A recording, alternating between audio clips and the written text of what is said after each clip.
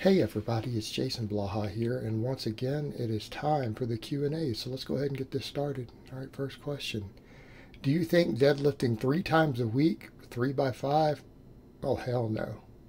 For an intermediate lifter that's regressed back to a beginner would impede progress. And what if I'm slowly losing weight while doing it?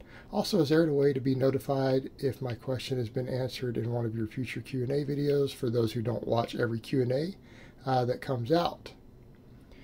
As far as your last question, brother, there's no way I could even know who did what at that point. I filmed these sometimes 2, 3, 4 of them in a single morning, like literally weeks worth. And they're kind of tucked to the side, and I have a whole little template set up to copy paste the timestamps. No, Facebook is not really equipped to do that. But to your original question, you're talking about doing volume deadlifting 3 days a week? Probably not. No, I wouldn't recommend that to anybody as a general rule. In fact, I don't even program rep work on the deadlift. My only guys who do reps on deadlifts at all in my training are people who do sumo deadlifts on repetition effort blocks instead of speed blocks on conjugate training. And even then, I make them stand up and turn loose of the bar on every rep. I might let them do a 5-rep heavy set after all their box squats on a sumo deadlift, but I actually have them treat them as individual reps. I want them to re-stand up and reset on every rep. So they're almost singles done 5 to 10 seconds apart. But as far as 3 by 5 goes, no, not at all. And I'm not saying you can't deadlift heavy. You want to do some heavy pulling or moderately heavy pulling by all means, but 3 by 5? No, I'm never programming that for anybody ever. So my question is, what is it you're trying to get out of that? Why do we deadlift? We deadlift to develop maximum strength. We want to do heavy deadlifts to develop our potential for maximum strength to pull against a heavy object, or we want to use it as a speed strength tool, in which case you're doing speed pulls. Well, none of those do we need 5s. And when you're talking about 3 by 5, what are you talking about? We're talking about enough volume that you're trying to induce hypertrophy for more of a novice and maybe early intermediate lifter. Right? There's better exercises than a deadlift for that. Even my novice programs, we only do 1 set of deadlifts. And that's done for a reason. It's done for recovery purposes. And when it comes to, again, my more advanced people, we don't do volume deadlifts at all. We do singles. If you'll notice for me, big heavy structural exercises like the squat and deadlift, I only do 1 rep. We use other exercises to build you up. You use good mornings. Okay. You could do easier variations. I mean, I'm not saying this is my first choice, but you could do an RDL or a stiff leg deadlift, which are 2 different exercises, by the way. A lot of people seem to get confused. Completely different exercises. You could do some other hip hinge. You could do glute work. You could do back work. There's other things you could do. Because you're not going to maximize your strength on the deadlift at 3 by 5. Form tends to break down. It gets ugly, especially if you're out of practice and rebuilding. Just my opinion. All right, next question. Hey coach, how do you figure available recovery? I hear you saying things like I have the recovery, or if you have the available recovery. Just wondering if there was a way to know, or if you just go by how you feel. Well, it's a combination of things. It's a combination of things. In a vacuum, your first day back to a new program, you have no information at all. It's not how you feel at all. Okay. If you have been training for a while, you can start to assess what your recovery looks like. Okay, from session to session. And what you need to understand, recovery is a very, very dynamic thing. Okay? Your recovery capacity, in theory, should improve over the years. The level of conditioning that you do will impact your recovery. Okay, so if you go through a phase of GPP, like I did earlier this year, right, it's last year, ton of GPP, and then I scaled it back a little bit as I started to film it. And then I cut it out to do high frequency, high volume training every day. Okay, I built my work capacity and recovery. These are factors.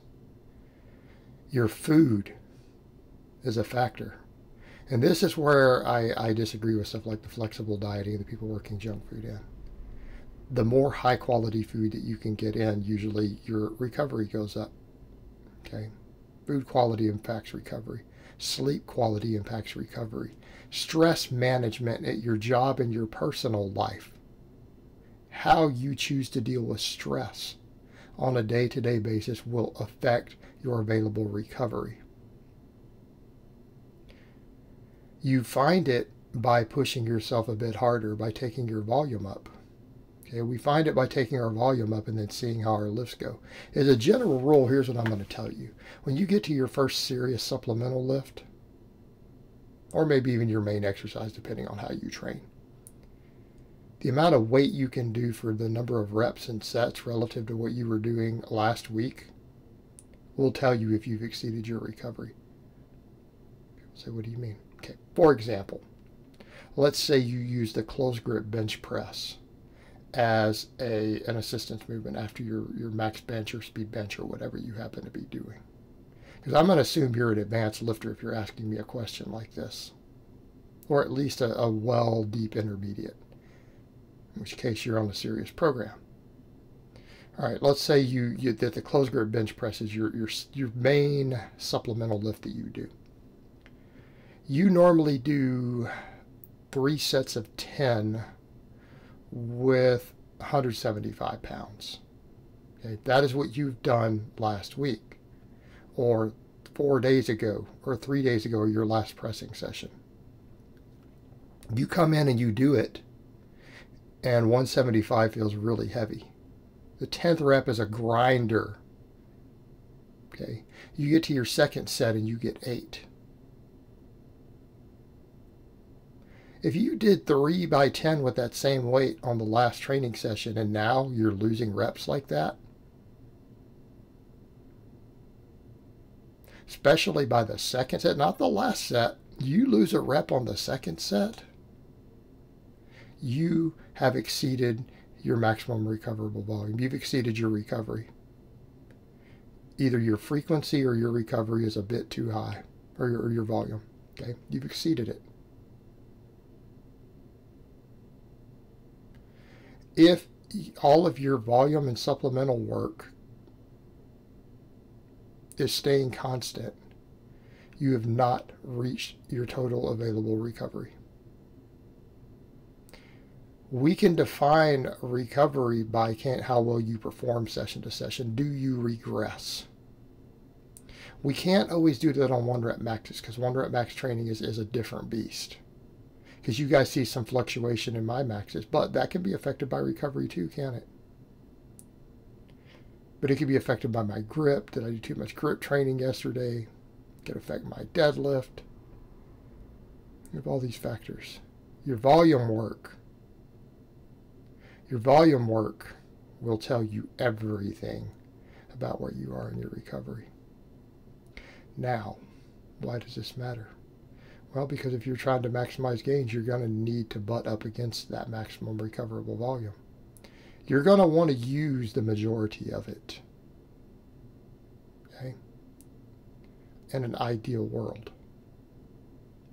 But generally speaking, if you are regressing, there's an issue. You're exceeding something. But it could be a lifestyle. You might need to get your lifestyle on. It may not be your training. Your training volume might not even be that high. It could be that you're not managing your stress well. You're not sleeping enough. You're eating garbage. Not eating enough protein. It could be any of those things. All right, next question. Hey, following the recent vid you made about skinny guys and a lack of glutes, I come from a very skinny background. I'm now heavier, but still with a lack of glutes, which causes lower back rounding during deadlifts. Yeah, that's not good. What are the best exercises or way to improve my glutes? I do not have access to a glute ham raise. Thank you, coach. Have a great day. Well, fortunately for you, the glute ham raise is not the best glute exercise. I wouldn't even place it in the top 3. So hopefully you feel better about that. If you have minimal equipment, but you clearly have the ability to deadlift, do a glute bridge. Glute bridge will actually build your glutes more effectively than a glute ham raise. For my low equipment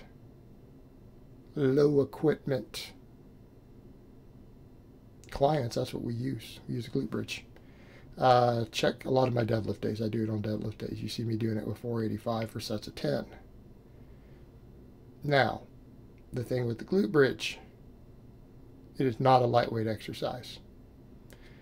If I assign this to some of my clients, they don't realize how much weight they're supposed to be using who are more advanced lifters. They're on, RPE type programming for their supplemental work. A lot of times they'll half-ass this lift, pardon the pun. And then they wonder why they don't get results. And you realize they're using like 150 pounds less than they should be using. Okay. What do I mean by that? Meaning your max, if you were to max on the glute bridge, it should be heavier than your deadlift. So what should your 10 rep sets look like? Okay. Factor that in when you're doing it. Glute bridge. Easy solution. Number one go-to fix for people who have no real equipment. All right, guys, well, that's really all I have to say on that today. I hope it's been informative, and I will talk to you guys next time in part 2.